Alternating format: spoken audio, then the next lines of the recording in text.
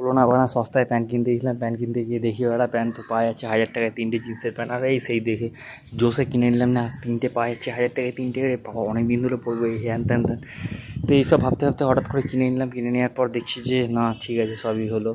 তো কিনলাম প্রায় আজ থেকে 2 মাস আগে কিনে নিয়েছিলাম, এপ্রিলে সেল চলছিল, 2-3 মাস আগে কিনেছি। তো কেনার পর এখন দেখছি হঠাৎ করে পড়তে গিয়ে ভাই ছি ছি ছি, তো শালা প্যান্ট তো না পুরনো মালকে ওয়াশ ফস করে চালিয়ে দিচ্ছে।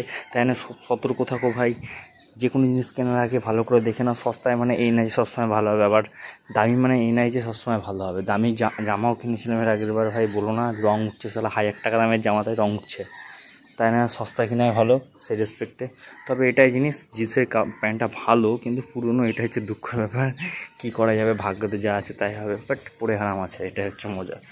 তো মজা নিয়ে গজা খেয়ে বাড়ি গিয়ে রাজা হয়ে সাজা পেয়ে বাড়ি, এ হচ্ছে দিন কাহানি। যাই হোক না কেন, চিল মারো।